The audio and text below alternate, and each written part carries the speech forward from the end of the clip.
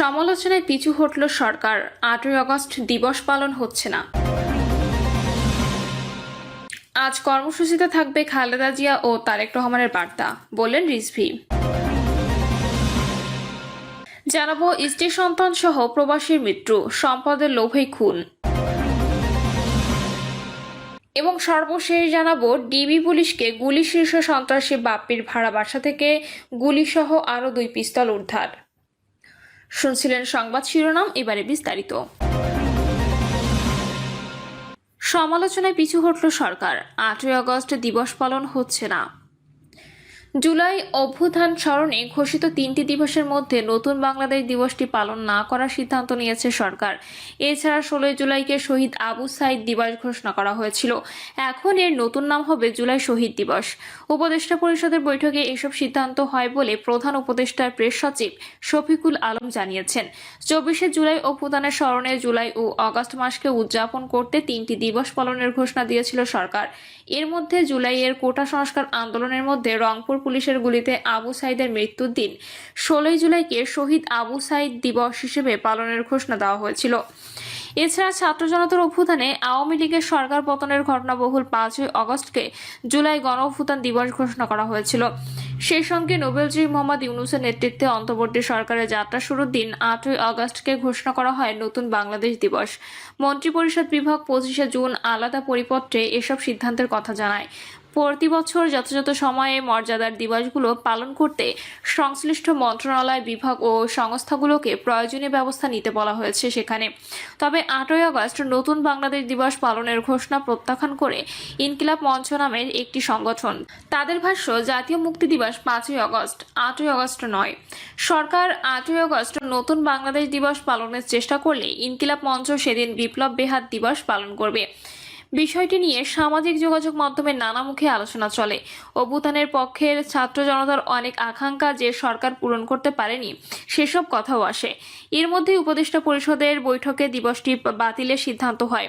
বৈঠকের পর প্রেস সচিব শফিকুল আলম ফেসবুকে লেখেন, উপদেষ্টা পরিষদ 16 জুলাইকে জুলাই শহীদ দিবস এবং 5ই আগস্টকে জুলাই গণ অভ্যুত্থান দিবস হিসেবে উদযাপনের সিদ্ধান্ত নিয়েছে। 8ই আগস্টের জন্য কোনো বিশেষ উদযাপন হবে না। আজ কর্মসূচিতে থাকবে খালেদা জিয়া ও তারেক রহমানের বার্তা, বললেন রিজভী। বিএনপির সিনিয়র যুগ্ম মহাসচিব অ্যাডভোকেট রুহুল কবির রিজভী বলেছেন, আজ জুলাই আগস্ট গণ অভ্যুত্থানের বর্ষপূর্তি উপলক্ষে বাংলাদেশ চীন মৈত্রী সম্মেলন কেন্দ্রে বিএনপির কর্মসূচিতে দলের চেয়ারপারসন বেগম খালেদা জিয়া ও ভারপ্রাপ্ত চেয়ারম্যান তারেক রহমানের বার্তা থাকবে বলে আমরা প্রত্যাশা করছি। এই কর্মসূচি সাফল্যমণ্ডিত হবে, মহিমান্বিত হবে। এখানে জাতীয় নেতারা ছাড়াও অন্যান্য সমমনা দলের নেতা এবং শহীদ পরিবারের সদস্যরা উপস্থিত থাকবেন। শৃঙ্খলা কমিটির দায়িত্ব থাকা নেতাকর্মীদের উদ্দেশ্যে রিজভী বলেন, আপনারা নিষ্ঠার সঙ্গে দায়িত্ব পালন করবেন। আমন্ত্রিত দলের নেতারা, আমন্ত্রিত শহীদ পরিবারের সদস্যরা এবং তাদের সঙ্গে গুম খুন হওয়া পরিবারের সদস্যরা আসতে পারেন। আপনারা তাদের সঙ্গে ভালো ব্যবহার করবেন, সবাইকে যথাযথভাবে তাদের আসনে বসাবেন। তিনি আজ কর্মসূচি সফল করার নেতাকর্মীদের সহযোগিতার আহ্বান জানান। স্ত্রী সন্তান সহ প্রবাসীর মৃত্যু, সম্পদের লোভেই খুন। মনির হোসেন প্রায় 27 বছর সৌদি আরবে জীবনযাপন করেছেন তিনি। দীর্ঘদিন প্রবাসে থেকে খেয়ে না খেয়ে অনেক কষ্টে টাকা জমিয়ে কেরানীগঞ্জের 2টি বাড়ি, আবাসন, ব্যবসা, দূরপাল্লা বাসের ব্যবসা সহ রয়েছে অনেক সহায় সম্পত্তি। একমাত্র প্রতিবন্ধী সন্তানের চিকিৎসার জন্য ছুটি নিয়ে এসেছিলেন দেশে। ঢাকায় ছেলের চিকিৎসা করাতে এসে হোটেলের খাবার খেয়ে মৃত্যু হয় মনির হোসেনের। শুধু মনির নন, একই খাবার খেয়ে স্ত্রী ও প্রতিবন্ধী ছেলেও মারা গেছেন। একই সঙ্গে 3 জনের মৃত্যুর ঘটনা রহস্যের সৃষ্টি হয়েছে। পরিবারের অভিযোগ, হোটেল থেকে আনা খাবারে বিষক্রিয়া ছিল। খাবারে কে বিষ মিশিয়েছে তা এখনো জানা যায়নি। মনিরের সহায় সম্পত্তি দখল নিতে কেউ এটা করেছে যাতে সম্পত্তি দখলে নেওয়া সহজ হয়। তদন্ত সংশ্লিষ্টরা বলছেন, প্রাথমিকভাবে ধারণা করা হচ্ছে বিষক্রিয়ায় তাদের মৃত্যু হয়েছে।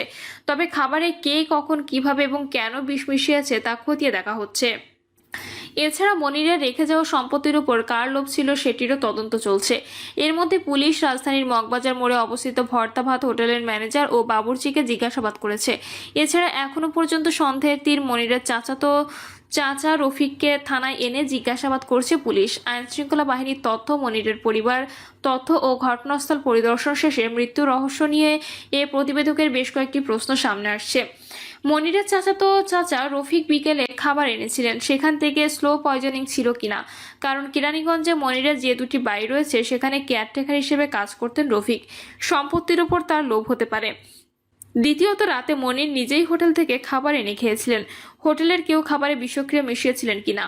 তৃতীয়ত, সন্ধ্যা থেকে খাবার খাওয়ার আগ পর্যন্ত মনির হোটেলের বাইরে কয়েকজনের সঙ্গে দেখা করেন, তারা কোনোভাবে এই মৃত্যুর সঙ্গে জড়িত কিনা, অর্থাৎ তাদের সঙ্গে মনিরের কোনো লেনদেন ছিল কিনা।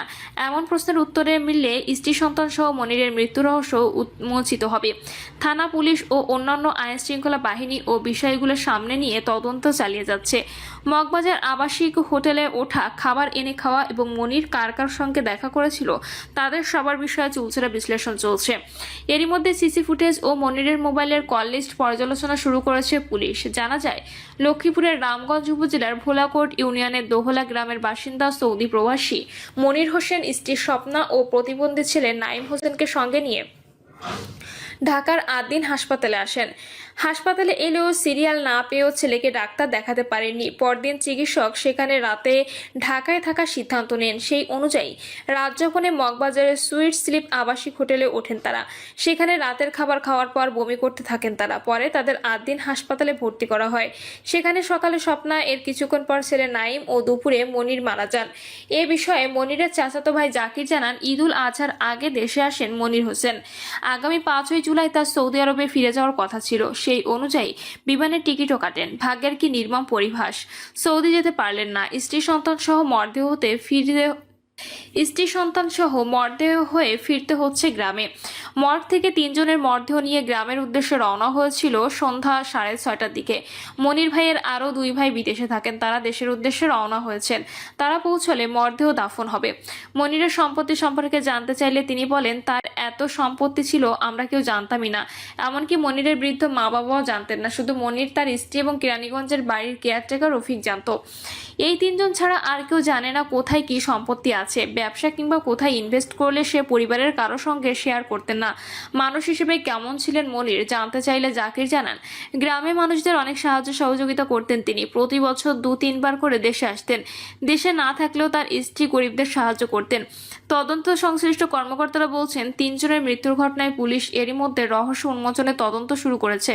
কেয়ারটেকার রফিককে জিজ্ঞাসাবাদ করা হচ্ছে। মনির বেশ কয়েকবার হোটেলের নিচে নেমে কয়েকজনের সঙ্গে দেখা করেছে, তাদের খোঁজ চলছে। রমনা থানার ভারপ্রাপ্ত কর্মকর্তা গোলাম ফারুক বলেন, এ ঘটনায় মনির হোসেনের স্বজনরা এসে মামলা করবেন। তবে আমরা সন্দেহভাজন কয়েকজনকে জিজ্ঞাসাবাদ করেছি, এখনও জিজ্ঞাসাবাদ চলছে। সিসি ক্যামেরার ফুটেজ দেখেও শনাক্তের চেষ্টা চলছে। জানতে চাইলে রমনা বিভাগের উপ পুলিশ কমিশনার মাসুদ আলম বলেন, মগবাজার অবস্থিত সুইট স্লিপ হোটেলে স্ত্রী সন্তান সহ ওঠেন মনির হোসেন। পাশের ভর্তাবাদ হোটেল থেকে খাবার পার্সেল এনে রাত 10টার দিকে খান তারা। খাবার খেয়ে আত্মীয় স্বজনের সঙ্গে রাত 11-12টা পর্যন্ত মোবাইলে কথা বলেন।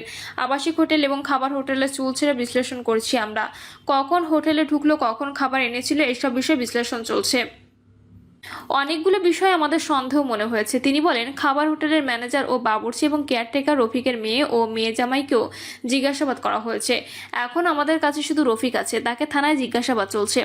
কেরানীগঞ্জে 2টি বাড়ি করেছে নিহত সৌদি প্রবাসী মনির হোসেন। এছাড়া দূরপাল্লা বাসের ব্যবসাও আছে। কোনো সম্পত্তি, ব্যবসায়িক অথবা টাকা পয়সা নিয়ে কোনো ঝামেলা ছিল কিনা তা যাচাই বাছাই করা হচ্ছে। প্রিয় দর্শক, এই ছিল এখনকার সর্বশেষ সংবাদ। আপডেট সব সংবাদ পেতে চ্যানেলটি সাবস্ক্রাইব করে বেল আইকনটি ক্লিক করে রাখুন।